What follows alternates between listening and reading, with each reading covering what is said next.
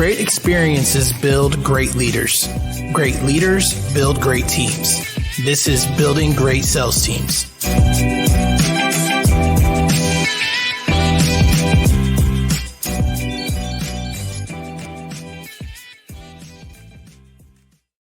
All right, guys, welcome back to the podcast.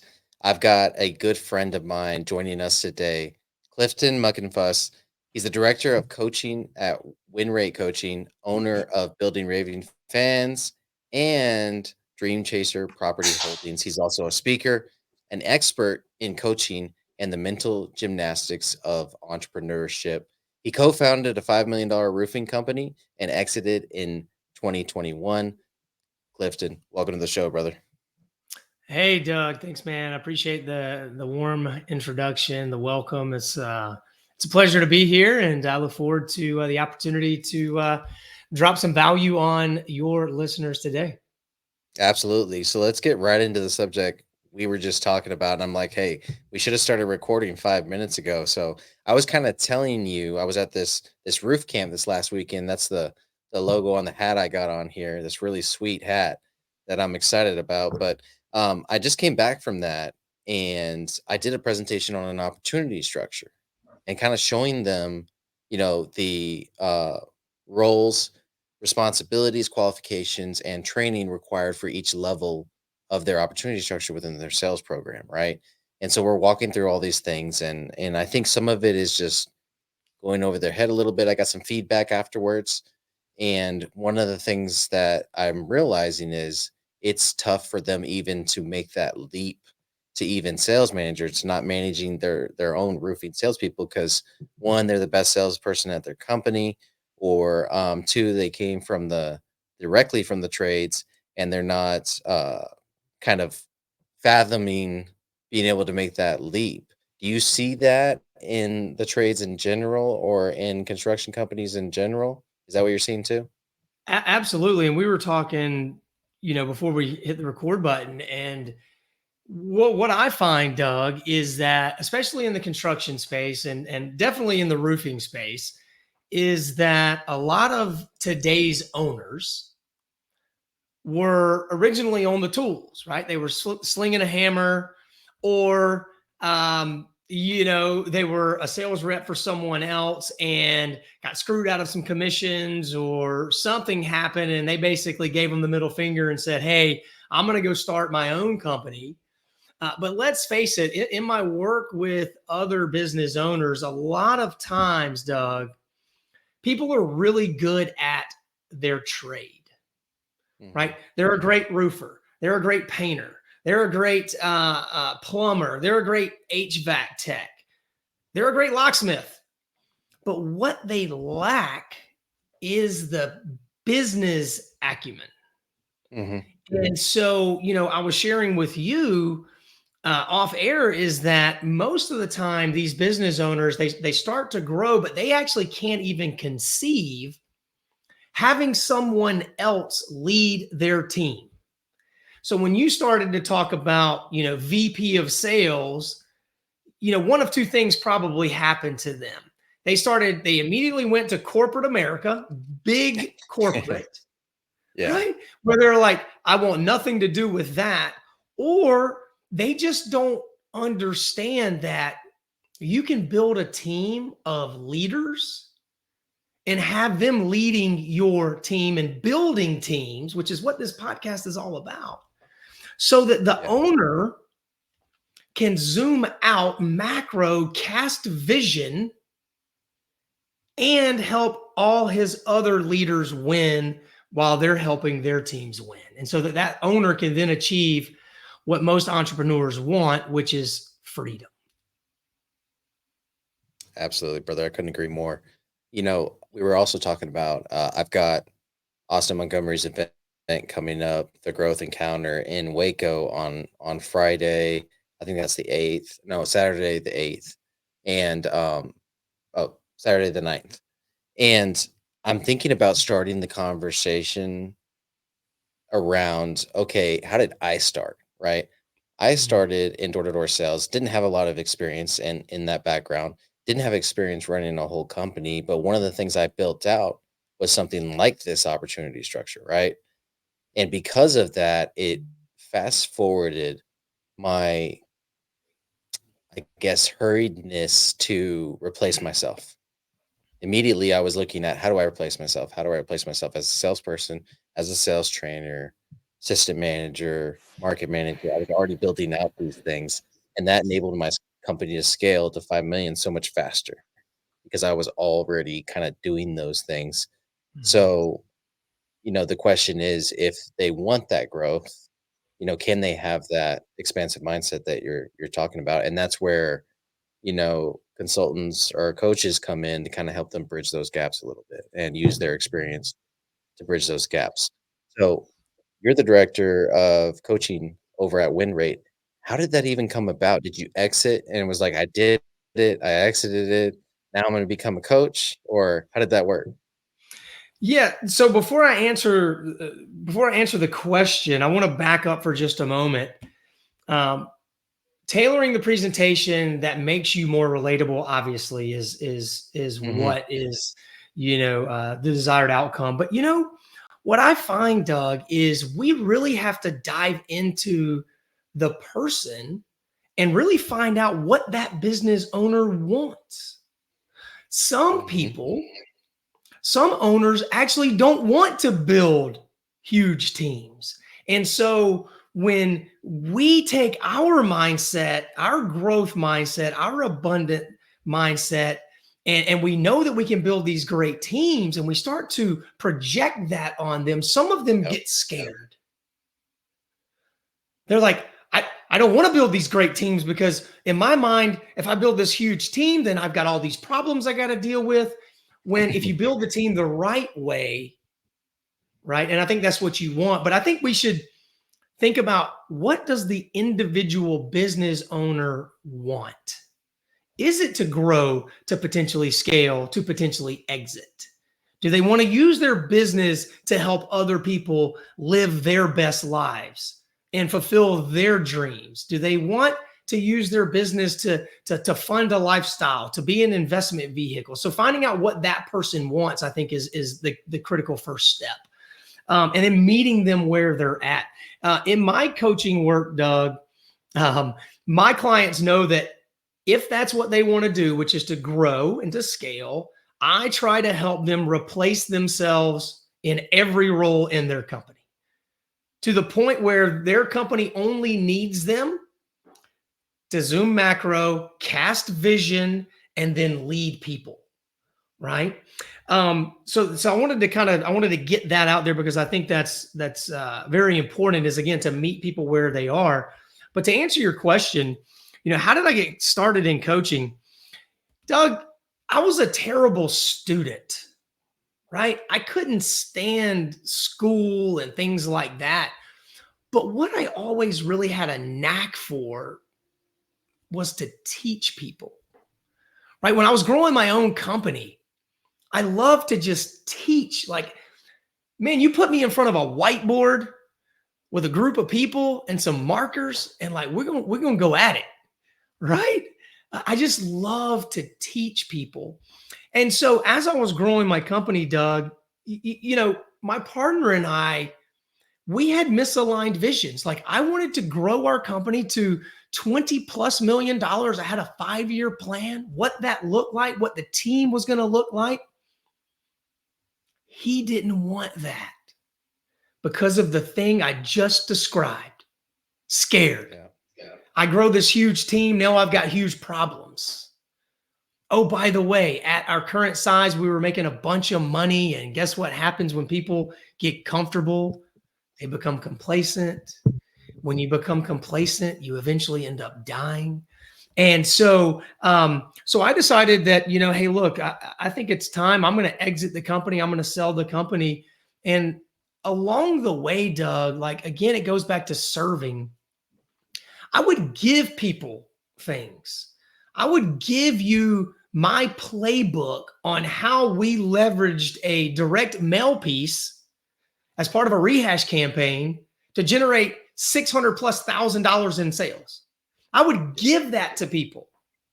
I would give it to my competition, and people are like, what the hell is wrong with you? And I'm like, couple things is going to happen here.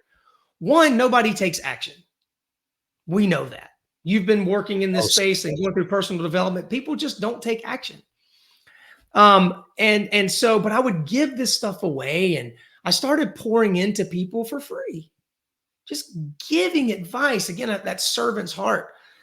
And people would report back, Clifton, I'm implementing this and I'm doing that, and I'm seeing some success.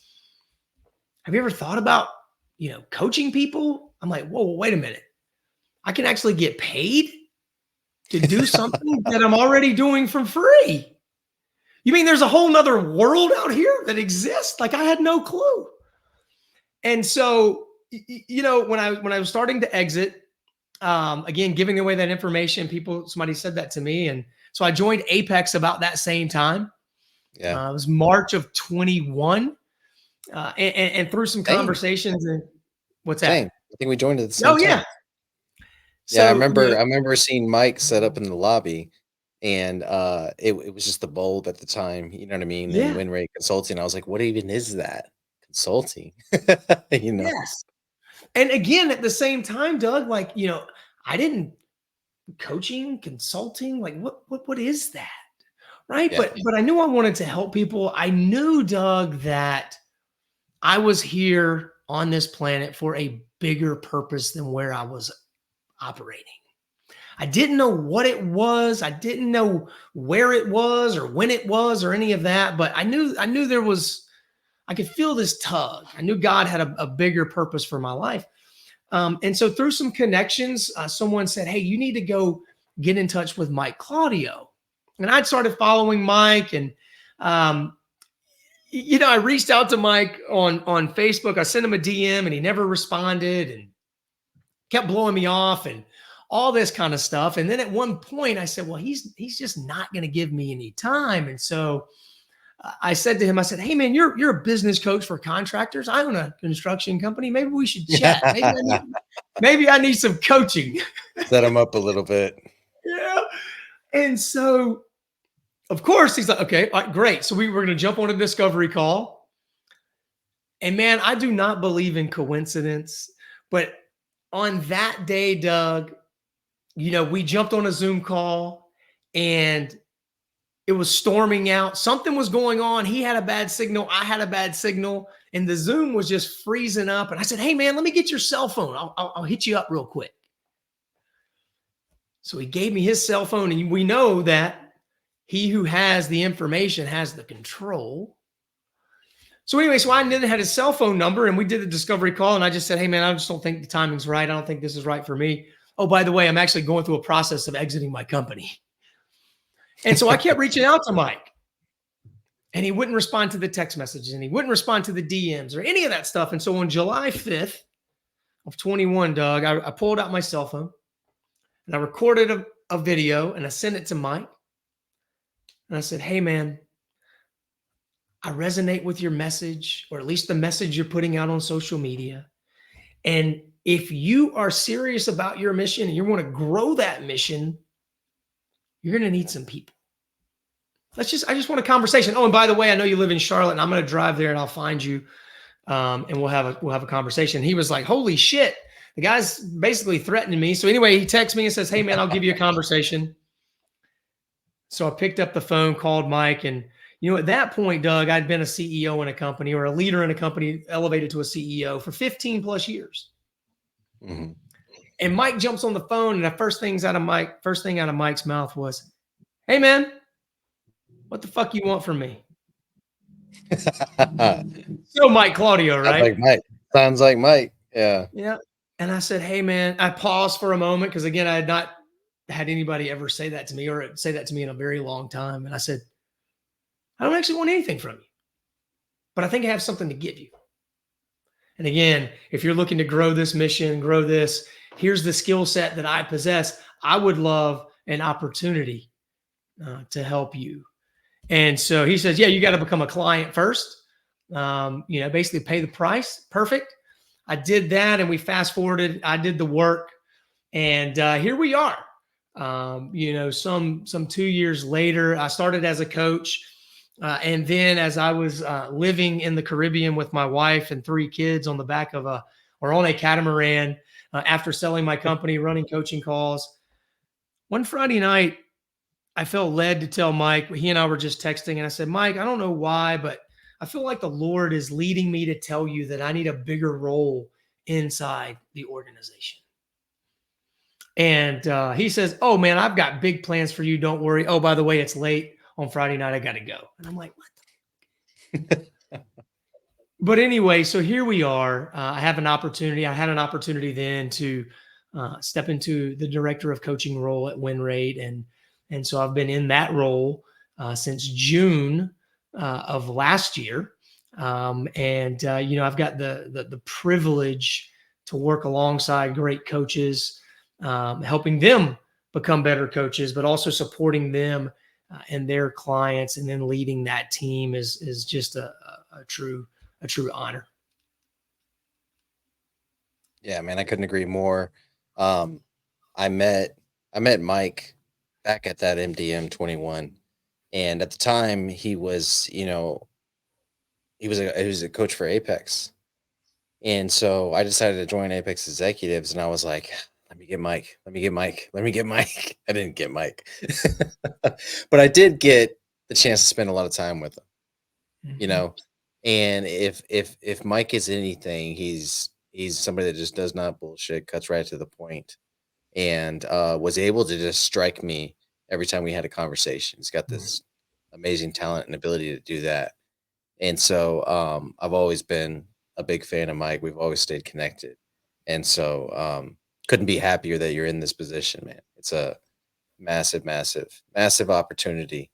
So when you look at these construction company owners and how they're operating their businesses, aside from mindset, let's get into actually like some of the tactical stuff. Mm-hmm. When they first come to you and they say, hey, I need help, Mm-hmm. and they're a client already, what's kind of your, I guess, auditing process? Where do you Yeah. go first to make the most impact, or do you kind of listen for that? Yeah, that's a great question, Doug. And so, one of the things that I believe makes Winrate Consulting unique from a lot of coaching companies, some people love this, other people don't, but is when you come on as a client, we don't give you a playbook, so to speak. Like we Mm-hmm. don't come in and say, all right, week 1 we're going to be doing this, week 2 we're doing this, week 3, week 4. Like we don't have a curriculum.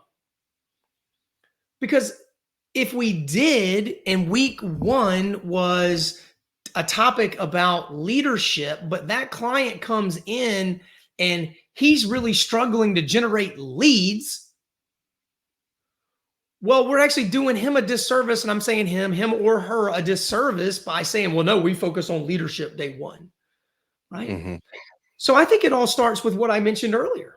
It is, let's figure out what it is that you want. Most people have no idea. So let's figure out what you want, who's the person you want to become, and what do you want to be known for? Because we believe, and I believe, Doug, that a business is an extension of the person.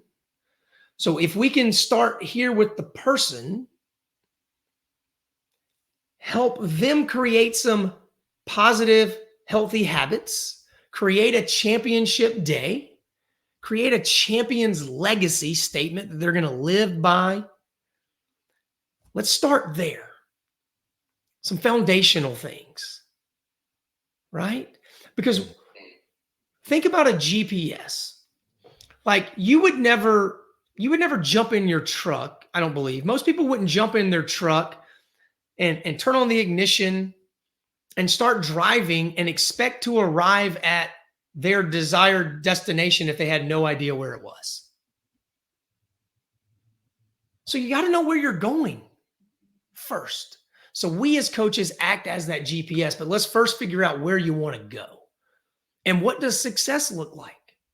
Because what I have learned in coaching, and it took me a while to really learn this, is that what I want for the client.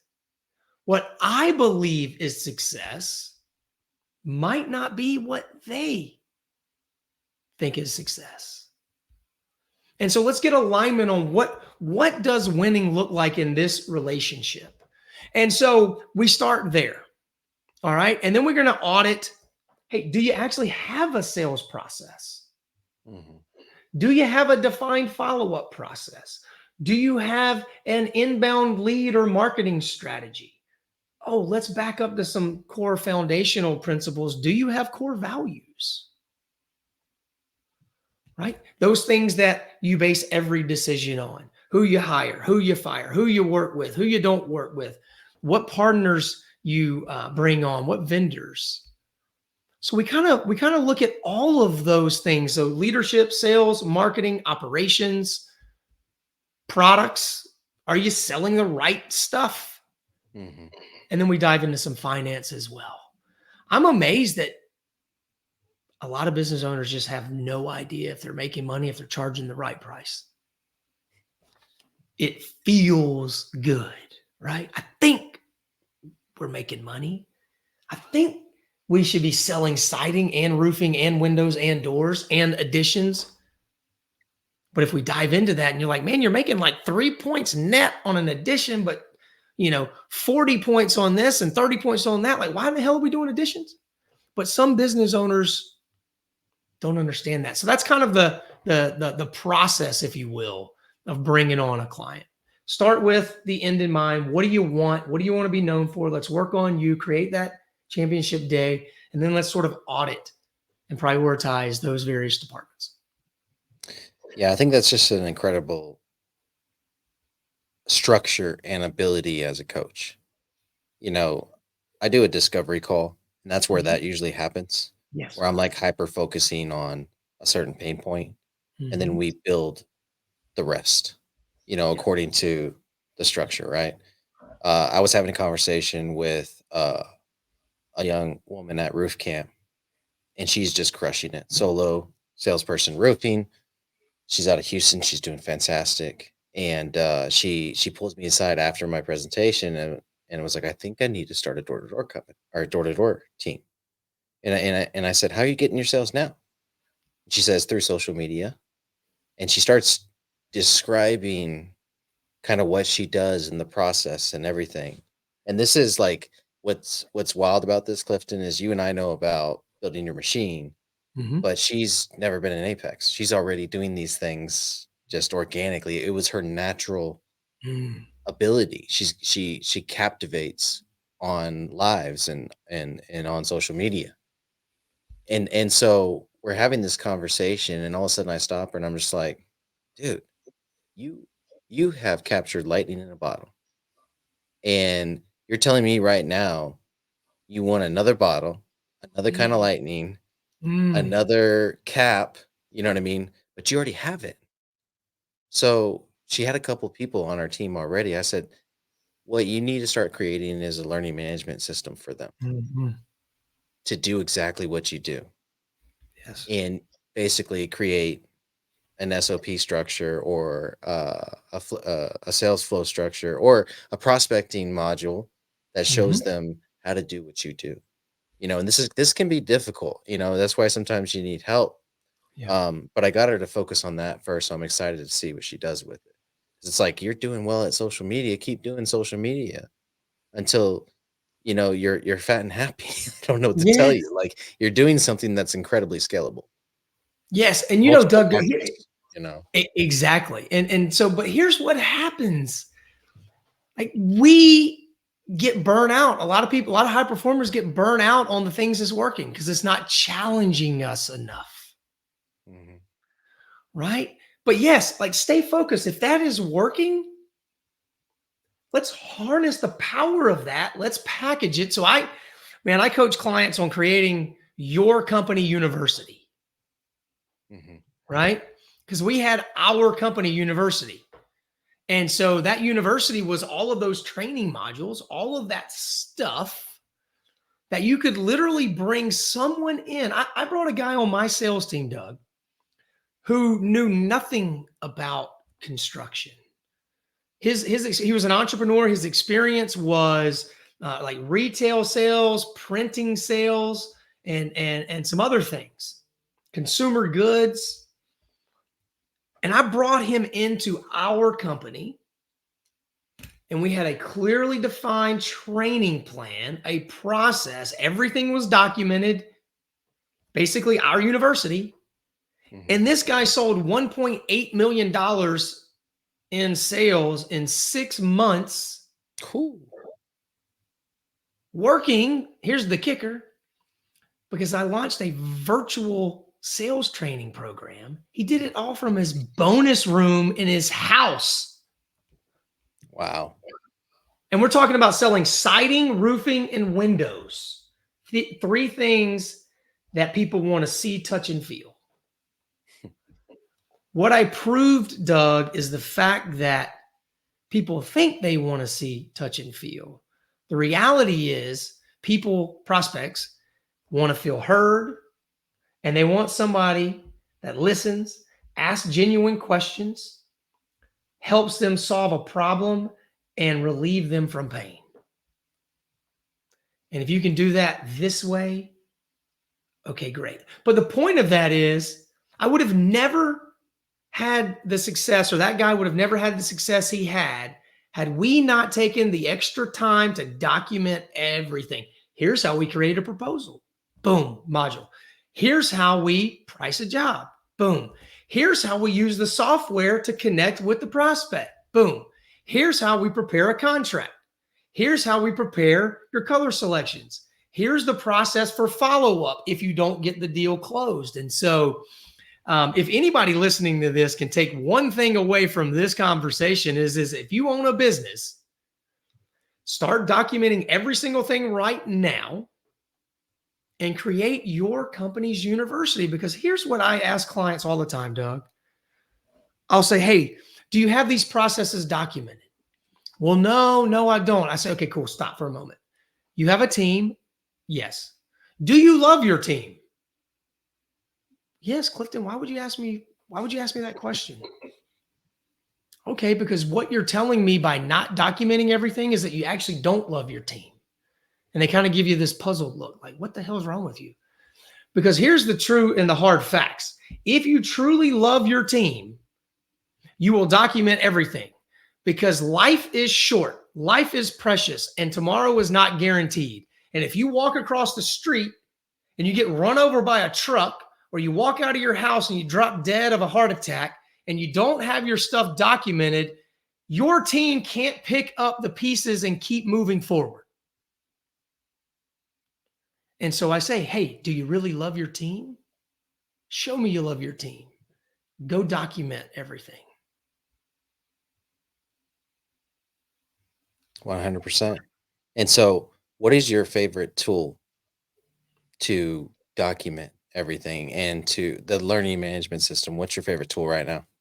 Yeah, so I use Asana, Google Docs, and Loom. Because what it allows us to do, and then there's a lot of LMS, right? Learning management software systems. I mean, you got Trainial and a ton of others. I try to keep it very, very easy. Because when people start thinking about, I got to learn a new software, I got to learn this hard system, their mind immediately starts to come up and build these invisible walls that really don't exist, create these excuses. And so I believe that people like to look at checklists. So I can create all my SOPs inside of Asana and then print those, and it's a checkbox or a checklist. Yeah. I can also have videos that I create with Loom. I can have those embedded into the SOP as well. And then some people just want like a booklet form. And so, hey, you can take the same SOP, put it in Google Docs, create a table of contents that's a hyperlink to a bookmark in the document. And so if on page 1, it talks about sales, you click sales and it takes you into the Google Doc where your sales process is, where your sales follow-up is. So those are probably the 3 tools that I use most often. Yeah, I couldn't agree more. I build all my sales programs in Google Docs, and maybe a little Looker Studio, just if they want a fancy report on the back end of it. If they're a bigger company, we're building out a go high level CRM for them to be able to, for their salespeople to be able to use. Yes. But Google Docs is the foundation because everybody knows how to use it. It's intuitive, it's user friendly. And one of the things I always tell them is this doesn't stop today. When I deliver this thing to you, Mhm. one, we're gonna stay for a couple months and make sure you implement, because the worst thing I had happen to me was a client that didn't implement. you know? And so I need all my clients to be super successful after I work with them. That's just good business. Yes. Um, but two, your team is going to meet quarterly, and most of my clients that I'm uh working with, I get them on EOS. And so your team's going to meet quarterly, and you're going to look at your sales program and modify and adjust and swap things out and Mhm. expand things. And so you need to be able to do that yourself, not call me and say, "Hey, can you adjust this Adobe PDF?" You know what I mean? Because I don't have Adobe Pro, or can Yeah. you fix this photo because I don't have Photoshop, or whatever the case. It's all in there. We're using Canva or Google Docs. Canva if we want to get fancy. Yep. So Doug, so one of the things that I believe our job is as a coach is to not do all the work for them, teach mhm, them how to do the work and where to go get what resources to use and where to go get the information. It's just like children. We need our clients to learn on their own with our guidance. Right, but I think you said something there that I really resonate with as well, which is that EOS model, and mhm. meeting quarterly, and as part of the, hey, what's working well, what's not working well, what adjustments do we need to make. And so you're exactly right. Those documents are evergreen, right? They're constantly growing, they're changing. You're revising them because the marketplace is changing rapidly. And so, yeah, and I also, Doug, want to make sure that I reduce, remove, or or eliminate as many excuses. Well, that's too hard. I got to learn this and all this other nonsense. And I'm like, 99.99% of the human population over the age of probably 7 can use Google Docs. And even probably younger than that, right? So we want to make it basic. 100%. And so when I'm looking through kind of everything that you're doing right now, building Raving fans is another business that you have. And at first I thought it was just a coaching business, and then I continued to click into it, and I'm realizing that it's a service that literally builds Raving fans. Can you walk us through that? Yeah, absolutely. So I believe that the mission of building raving fans is to merge technology to enhance human connection, right? And so we have software that automates reputation management, things like that, to build those connections, build those reviews. But something that we're super proud of is we have an automated client gifting program, right? And so let's think about what generally happens in business.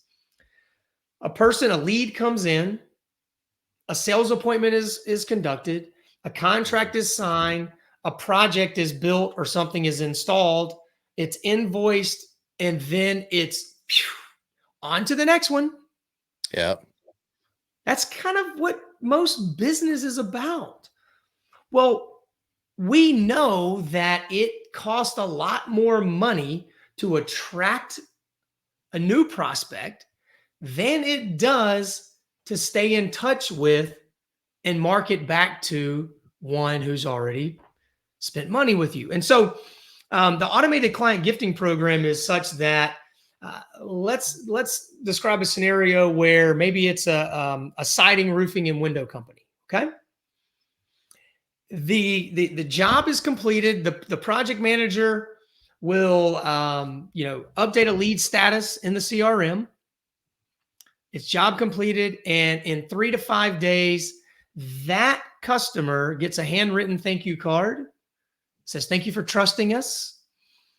They then get a gift in the mail, a surprise and delight gift. And I want to share something really quickly. And this is not a knock on anybody that creates their own swag and sends out welcome boxes and all that stuff with their own branded swag. That's fine. Do not take offense to what I'm about to say. 9 out of 10 of your customers actually aren't going to wear that shit. And they don't want it. I'm just being honest. Studies have proven this. We like it because it serves our ego. Like, man, I got this cool logo. Like, I'm going to send this out. Yeah. But we send surprise and delight gifts to those customers, right? So then imagine what happens quarterly if that siding company's customers get gifts that just drop into their mailbox with a thank you card from the construction company to stay top of mind. It's how I grew my company to a 65% repeat and referral rate. I spent less than 1% of top line revenue on true advertising. And so that's what Building Raving Fans does. I believe that company exists to build a relationship economy. And we're going to leverage technology and we're going to leverage human connection to help business owners do just that. Nothing against my friends that own the marketing agencies, because I got some dear friends that own marketing agencies. Right. But this isn't that. It's not that in my mind. It's sorely underserved. Yeah. So much so we need to talk offline so I can make sure that I'm recommending that to my clients too. Absolutely. I mean, it's sorely underserved. I'm assuming that you've read John Ruin's book, Giftology. Yeah, absolutely. And some of the concepts that you're talking about is where I first learned that, you know, because it was always my instinct, like, you need something with my logo on it. And it's like, no, put a one of those small block of Cutco kitchen knives in their kitchen with their family crest on it or their family name on it. And now you've got a conversation piece that they've got to start the conversation with. Oh yeah, the guy that sold me solar gave me that. Yep. Oh really? You like your solar system? I didn't even realize you had one in the first place. And yeah, I'll give you his number. Boom. Exactly. You know, towards the end of my solar division, we were doing that. And still to this day, I'll still get calls about that. Yeah. You know, and from clients like, hey, they were checking out my knives the other day. How are you guys doing? You know, it's like, oh, we're friends because I sent you a set of knives, you know. Well, it's that lasting impression, right? And it just shows that. I mean, I talk to people like, how much if you're selling a $30,000 window package, would you not invest $300, $400, $500 back into that person? Why not? But again, it's the mindset. Too many business owners are chasing the next deal instead of pouring into the people they've already established the relationship with. And again, it goes back to that building a relationship economy. If you focus on that, you can really build something special. I had a lady reach out to me the other day. We did her siding, roof, windows, and I think some doors 6 years ago. Wow. And she just responded to me the other day on a Facebook post that just says, you know, you're the most honest contractor that we've ever worked with. And just all this stuff. She reaches out to me and she just sent me a DM in Facebook. And here's the thing. I'm not a contractor, Doug. Like, I can't use power tools. I can't even read a freaking tape measure unless it's got the little tick marks that say, like, this is 1/8 of an inch, 1/4 of an inch, 5/8. Like, that's just not what I'm good at. But that's also why I excel in the role that I do as a business coach, because you're not coming to me to ask me how to use a chop saw and a laser level. You're coming to me to help get your business built and to change your life. That's what it's all about. Yeah. 100%. So I get some of that friction at first with the client where it's like, how are you going to coach me or consult me or anything in my business? You've never been in my business before. A high-end security company Mhm. told me that one time, and now he's a raving fan. Because I was able to take what worked for him and what made him win every day and put it on paper and put it Yeah. on a document and put it on in a learning management system for his business development person to hire new people and train. And so, um, I think that's what it's all about. Like, and you said something in the beginning which resonated with me so much, which was I'm a teacher. Some Mhm. people are good at teaching, you know, and it's not this whole like, some teach, some do the whole that whatever that quote is. I can't remember.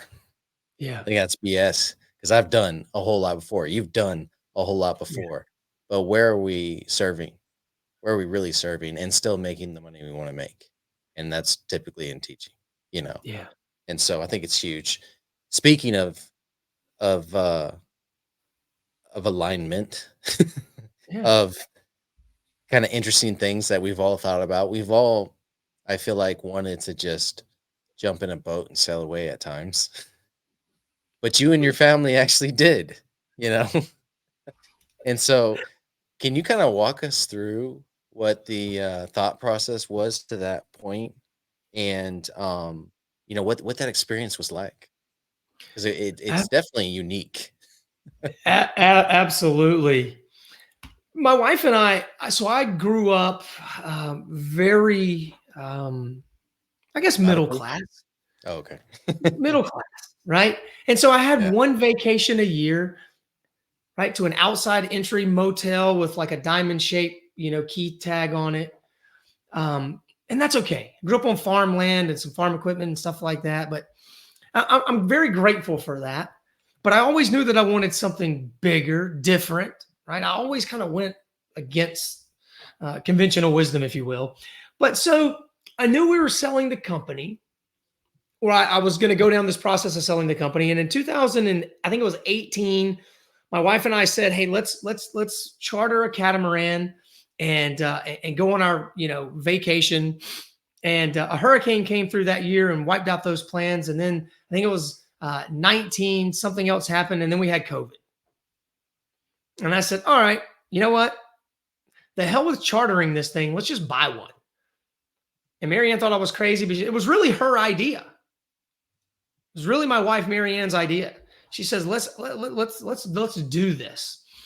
And on January 14th of 2021, she posted on Facebook. That's our center console. Our catamaran is a 45-foot cat.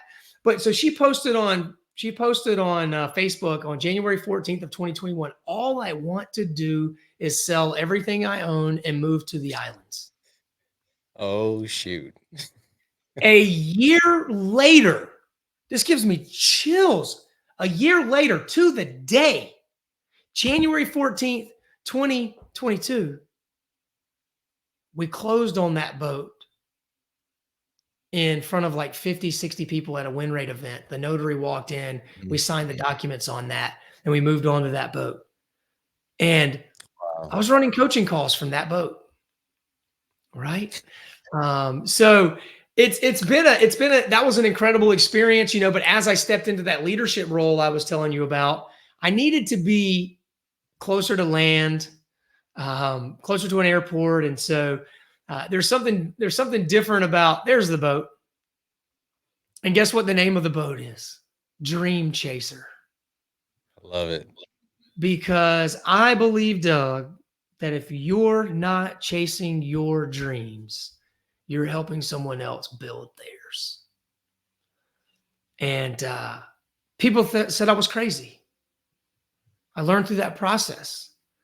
When people say you're crazy, that means you're on to something pretty daggum special. Right. And so we moved onto that boat and we lived in St. Thomas, St. John, so the USVI. But I needed to be back closer to an airport, and so we moved back to the mainland last year. And so anyway, man, here we are. Now I'm in Nokomis Beach. We bought a brand new construction home a few months ago, and just tremendously blessed beyond measure. And I still have the boat.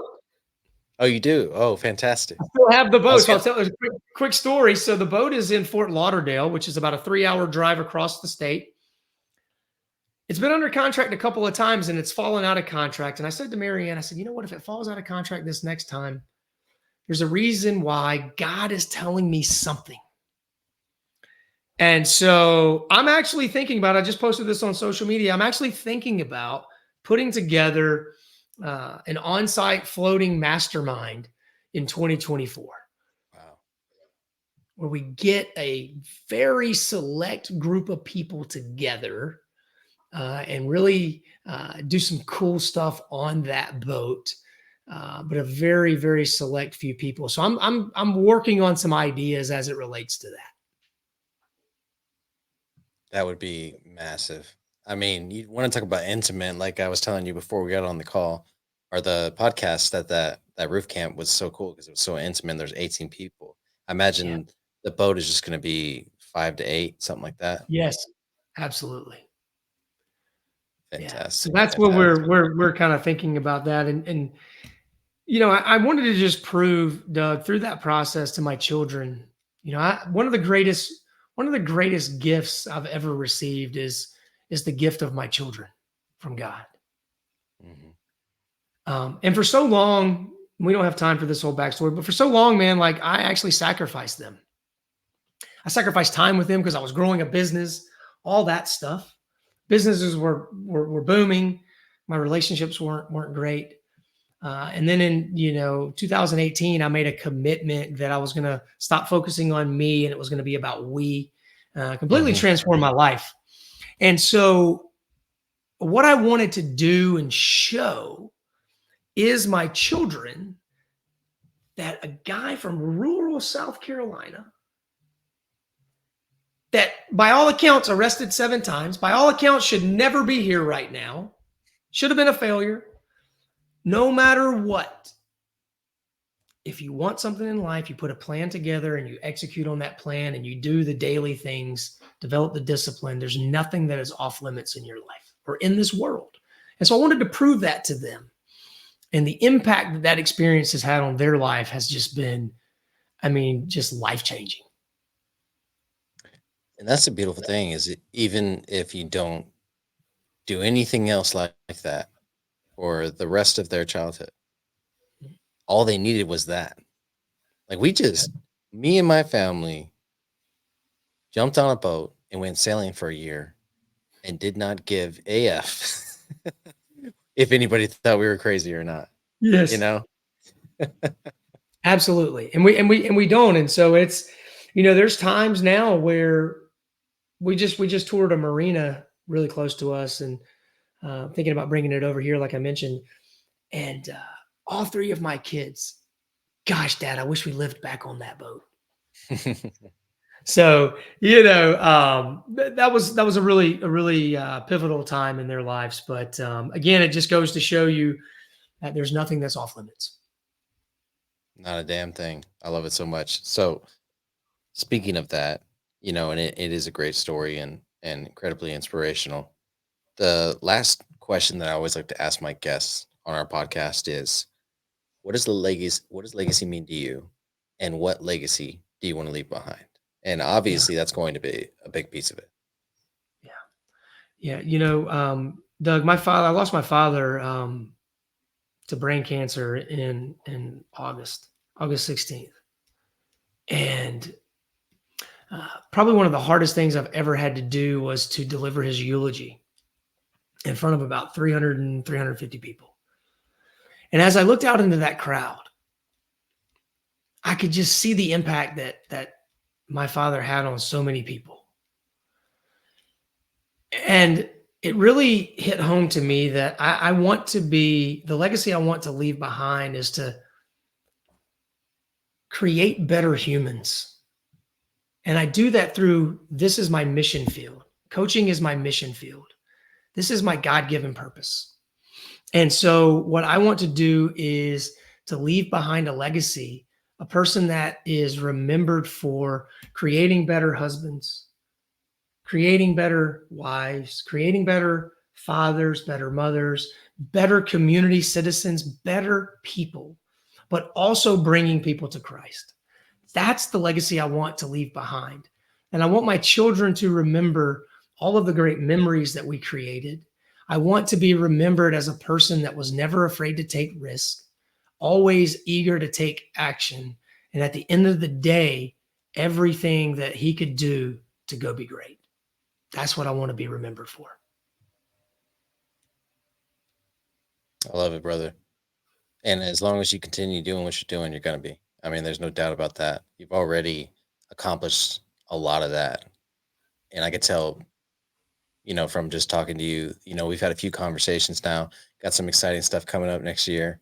Shoot, Yeah. got something exciting coming up in about half an hour. There you go. Yes.